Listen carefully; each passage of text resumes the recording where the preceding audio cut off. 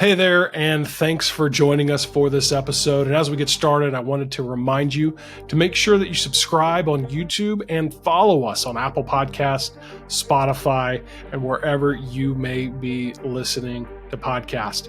This podcast is sponsored by ServeHQ.church.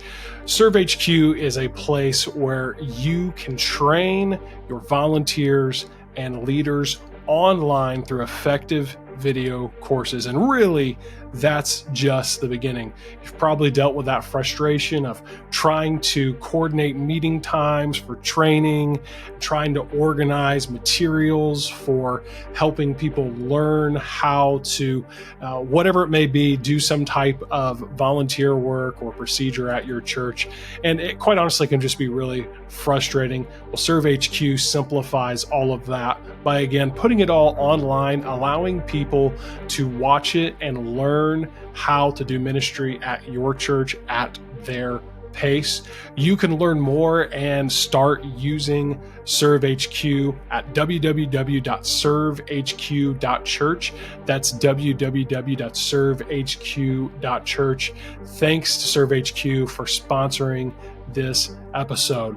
Well, now I look forward to presenting the main content of today's episode as we continue to advance a reformation of fellowship, partnership, and gospel hope right here on the Church Advance podcast.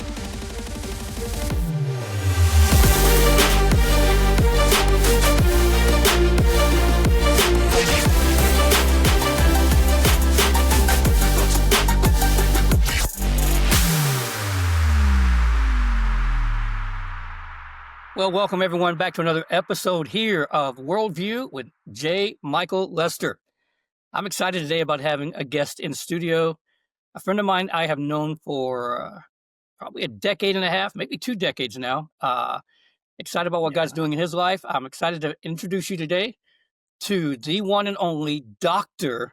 Brian Sams. Brian, welcome to the podcast. Oh my goodness. Thank you, Mike. It is such a joy to be here. And the truth is, I moved in December of 2008 to California. Wow.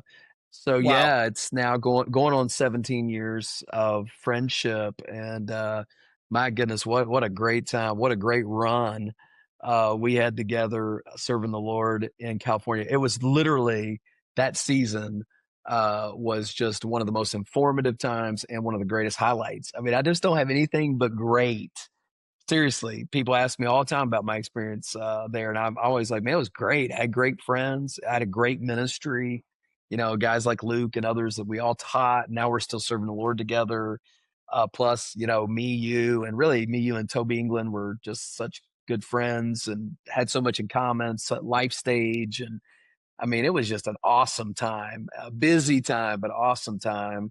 Yeah. And we're going on 2 decades now. So how about that? That's amazing, man. That's amazing.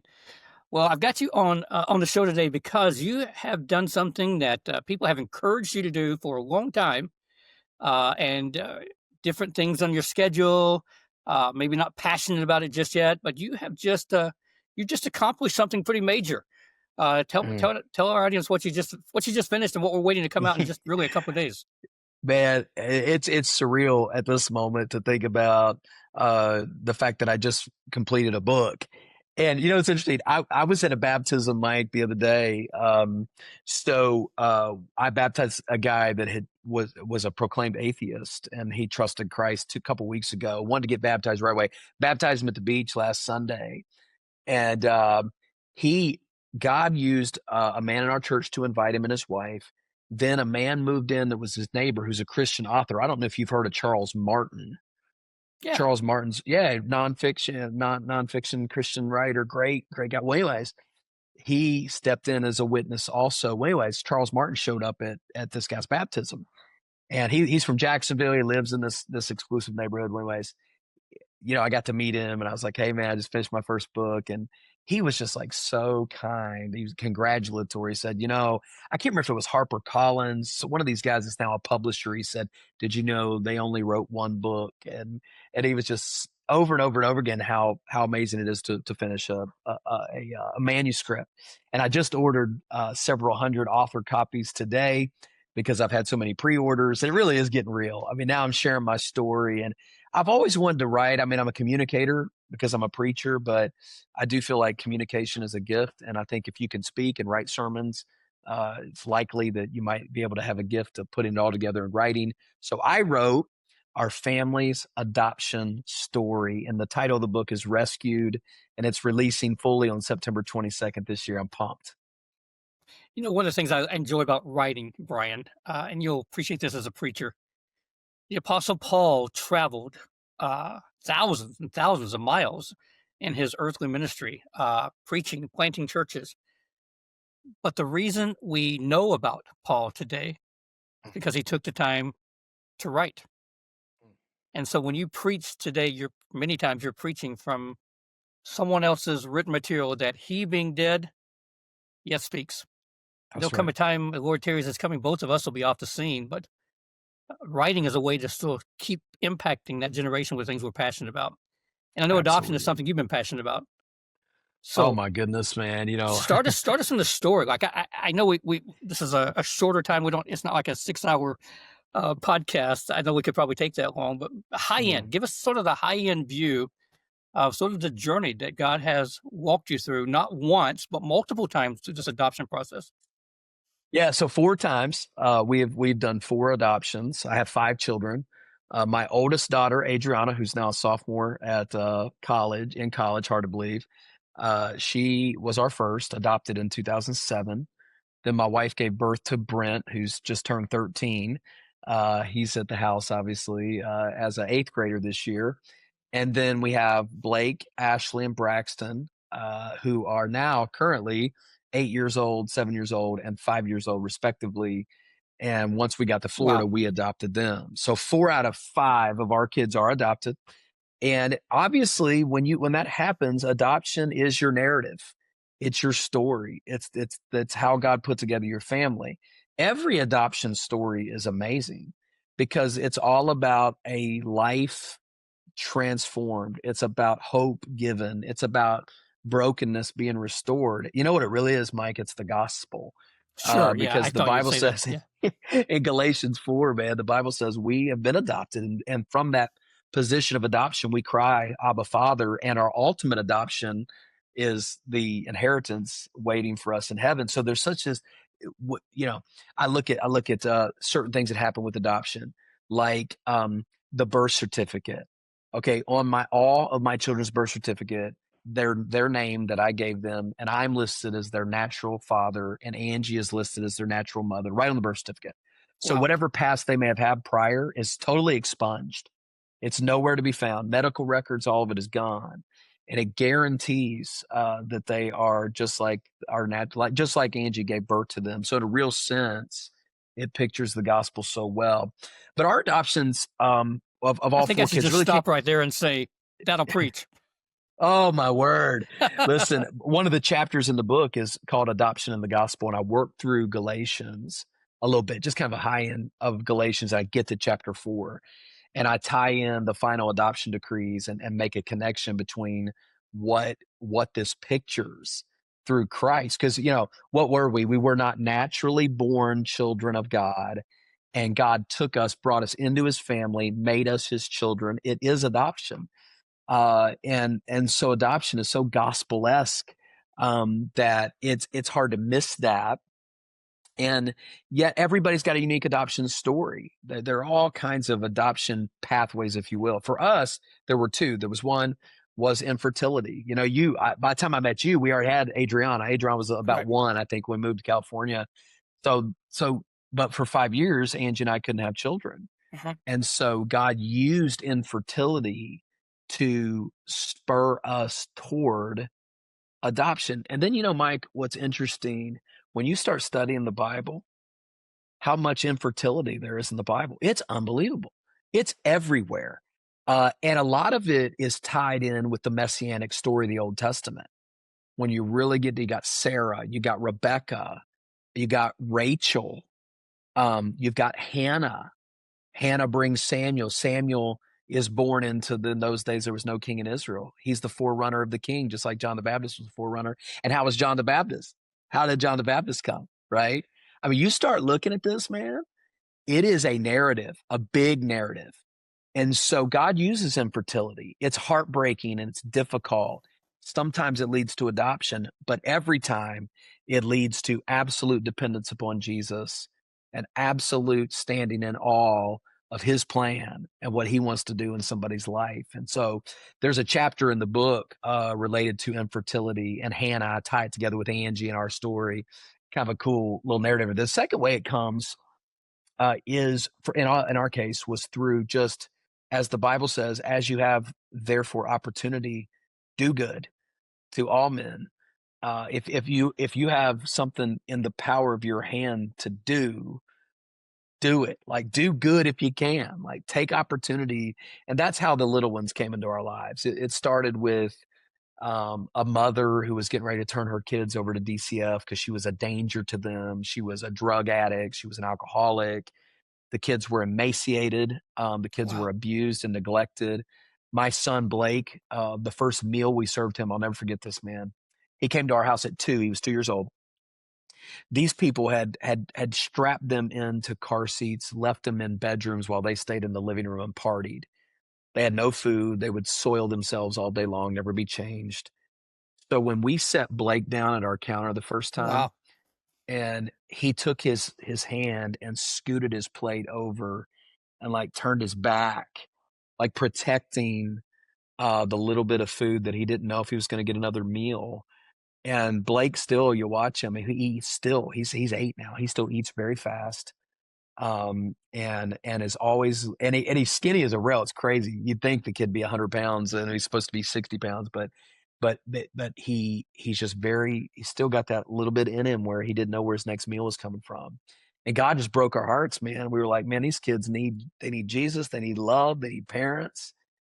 And an opportunity came for the birth mother to decide she wanted us to just keep them permanently. And what were we going to say, man? We were in love at that point. And we said, absolutely. God gave us this opportunity. Let's walk through it. And then, of course, the funny part about that is that when we went to close the adoption, she was 7 months pregnant with who now is Braxton, the baby. Wow. And so we adopted three kids in 9 months. And then Angie had a 2-year-old, a 1-year-old, and a newborn all at the same time. How amazing. Raising them. It was nuts, dude. It was just total chaos, but a good chaos. And that's how God put it together. What spurred the, I'm going to finally write about this? Because you started adopting 17, 18 years ago. Yeah, So, absolutely. Quite honestly, man, I feel like I got to a point in my life where my church had been organized and put together in such a way that I finally felt like I had time to do certain things that I've wanted to do. So much got put on hold when I came here to the church. In fact, you know this, I started my doctoral studies when I was in California, and I yeah. came here to this crazy church that was absolutely just falling apart. I didn't have time to do anything, man. Yeah. In fact, I paused my studies. It wasn't until I think a couple years after I came here that I started my doctorate again. Finished it in 2020, but everything got put on hold, man.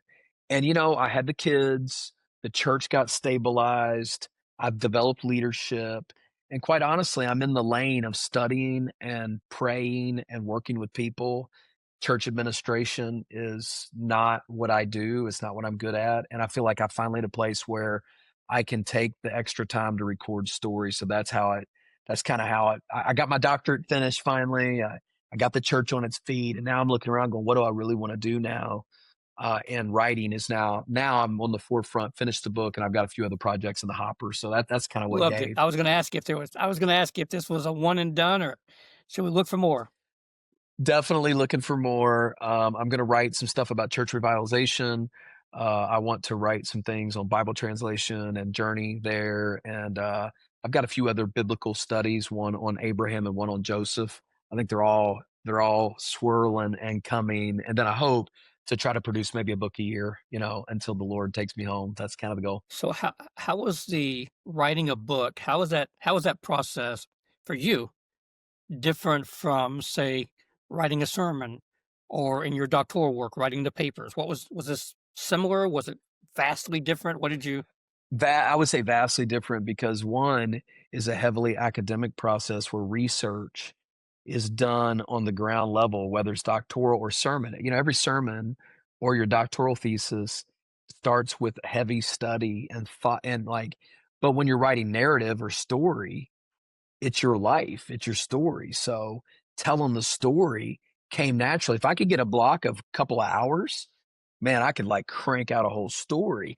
So once I got going again, basically I made a goal to write 500 words a day. So I just took my lunch break and said, hey, 500 words, and I would do a word count. I kept checking the word count, just kind of discipline.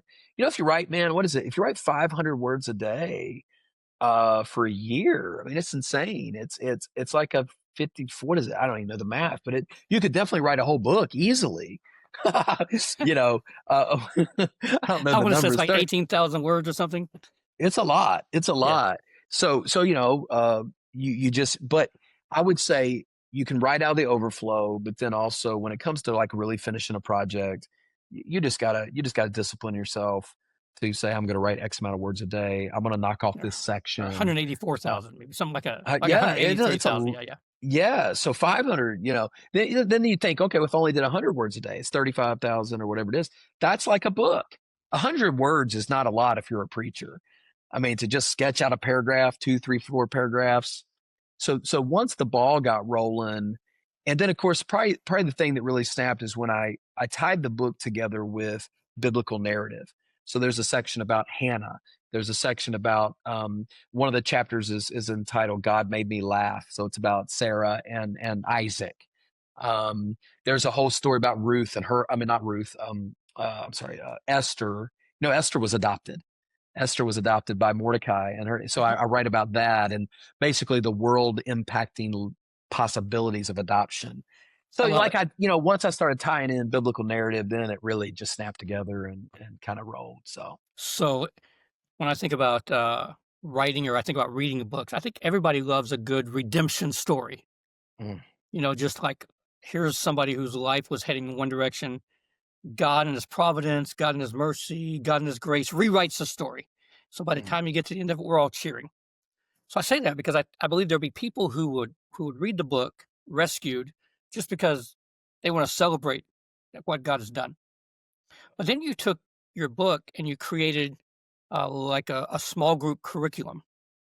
So what I'd like you to talk to our listeners about is, I think it's more for just people who want to adopt. Like, I think your book, the group study, hits more than just, I'm thinking about adopting, so I want to go through this study. So tell me how your book would help people who else should use this as a Bible study? Let's say it that way. Yeah, man, I so appreciate you bringing this up. Let me tell you how this all started. So we all have a lot of friends, and we all have people that I felt compelled when I finished the manuscript.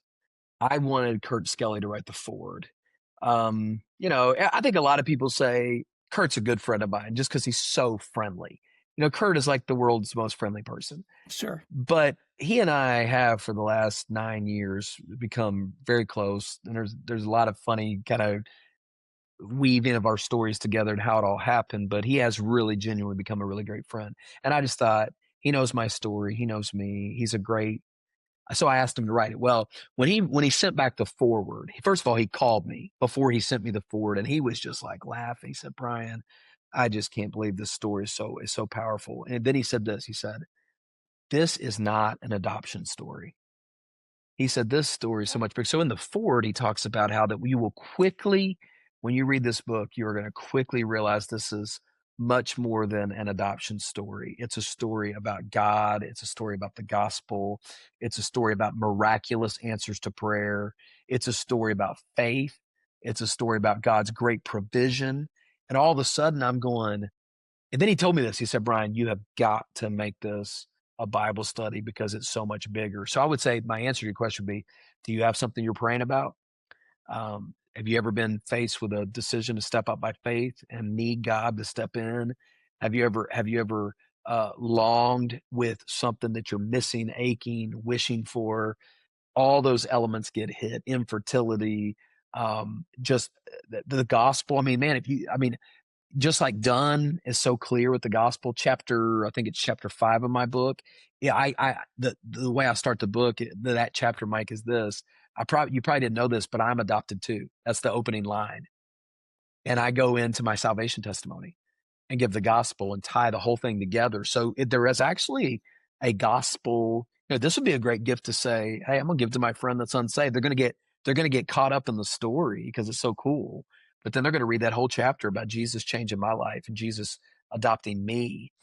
And then the other thing is there is some challenges to the modern Christian about, sacrifice and giving and vulnerable people and needy people and, directing our resources there. So what we did with the study is we basically took the chapters, the introduction all the way through the conclusion, and formed an 8-week Bible study course where I talk through the biblical accounts and give some biblical principle. And then for 15 minutes, and then it comes with 8 PDF lessons that people can talk through. If you have a moderator like in your church that could show 15 minutes and then talk through it.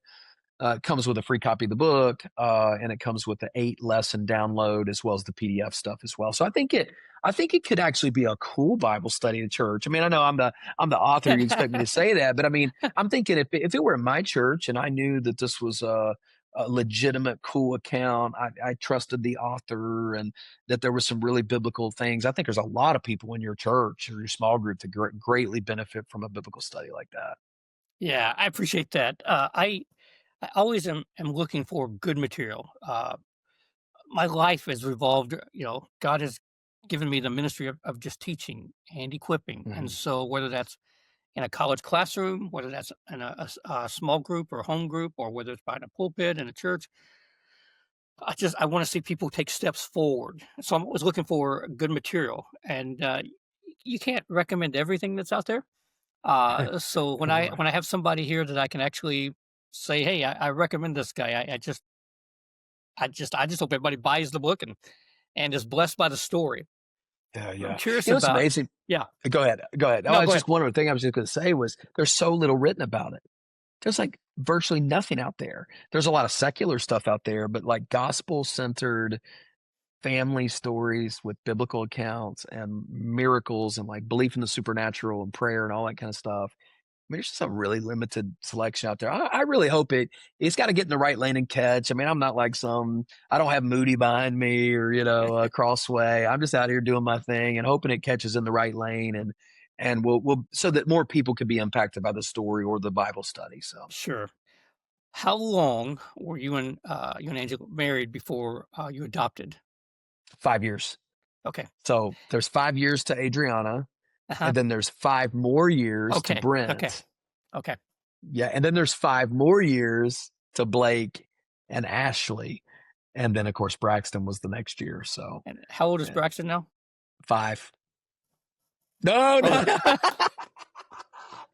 I think we're done. And if Angie were sitting here, she would say we are 100% done.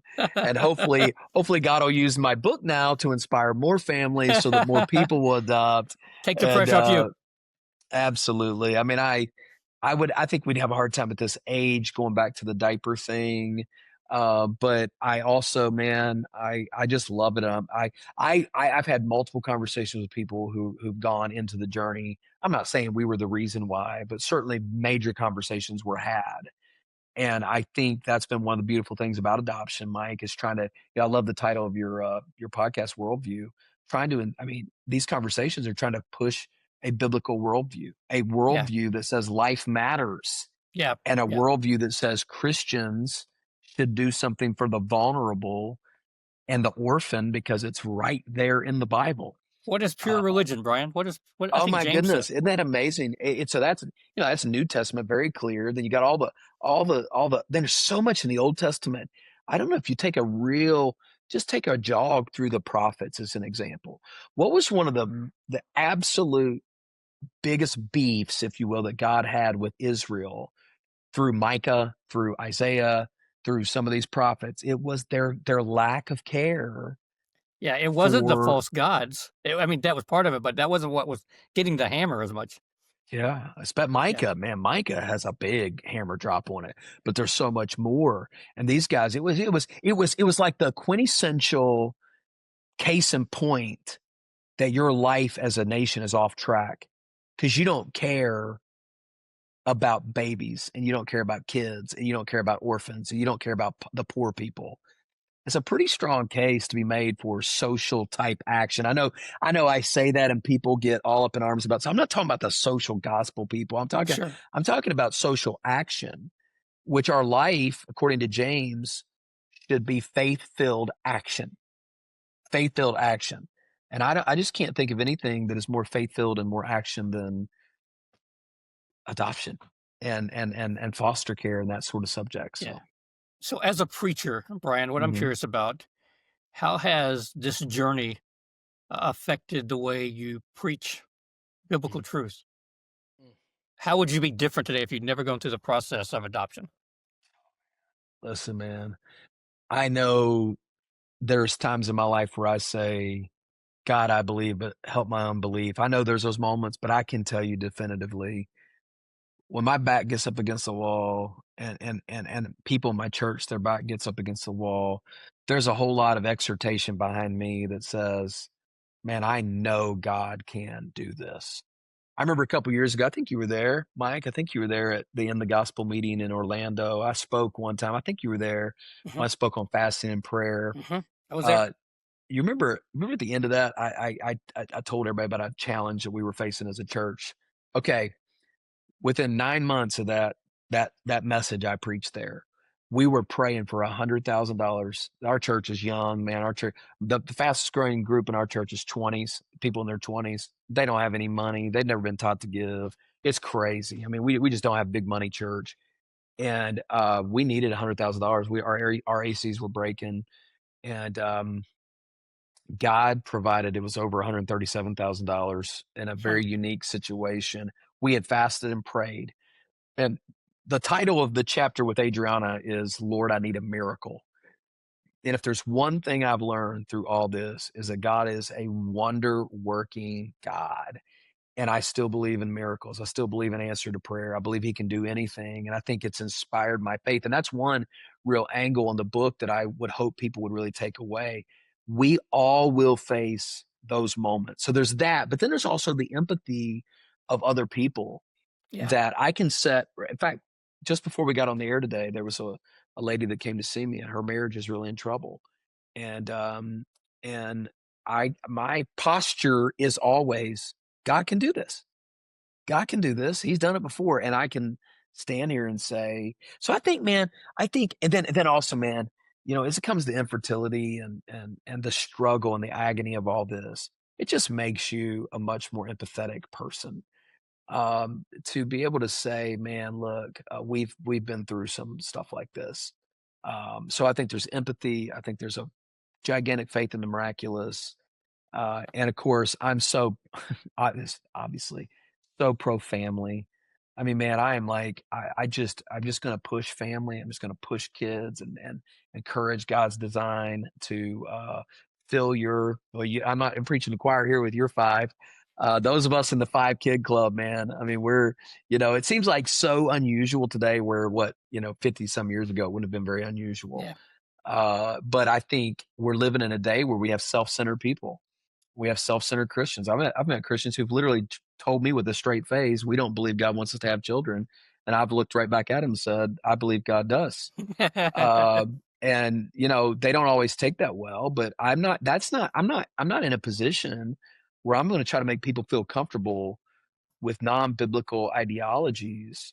Sure. When we have literally thrown our lives into how much we believe in the family and how much we believe in kids and how much we believe in parenting and the fruit of the womb and all that stuff. And we believe in that. So we're pretty family. Yeah.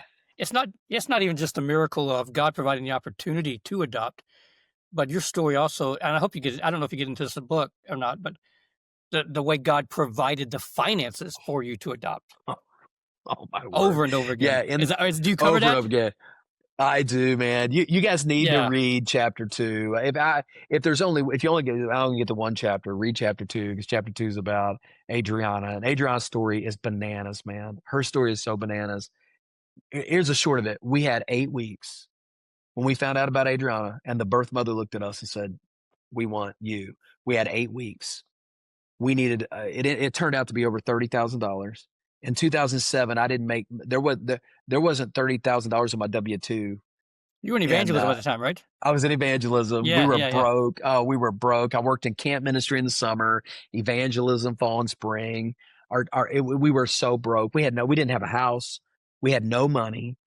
The first time the lawyer said that I engaged a lawyer, he said, I need a $7,500 retainer. And I said, well, like when? And he said, well, just today will work. And I hung up the phone and said, God, I don't have $7,500. And to watch what God did, I'm not going to say it all because you need to pick up the book, but it's crazy. The way that God supplied that, every penny, Mike, every penny. I did not pay 1 penny out of my pocket for Adriana, not 1 penny. Yeah. All of it supernaturally. Some of it was anonymous. The way it all came together, man, is a story in of itself. So I can't wait to share it with everybody. So we've talked about the book, Rescue. So tell us how to get it. Tell the listeners how to find it. Yeah, man. So right now, I don't know when your episode's dropping, but right now, because it's in pre-order phase, www.briansams.com/rescued. That's where you can pre-order a paper copy. If you're more into Kindle, you can right now go to Amazon Kindle, search Rescued Brian Sams in the search bar, and you can pre-order the Kindle version right now. And that drops officially for order on September 23rd, which is Monday morning. But you can pre-order, and if you pre-order now, I'll mail you the book on September 23rd. It'll be right at your doorstep by the end of that week. So, and what about that's where you can check it out. The video lectures, Bible study? Yeah, go briansams.com/rescue. You'll see it there as well. Okay. Right now in pre-order phase, you can get a slight discount, about a 20% discount.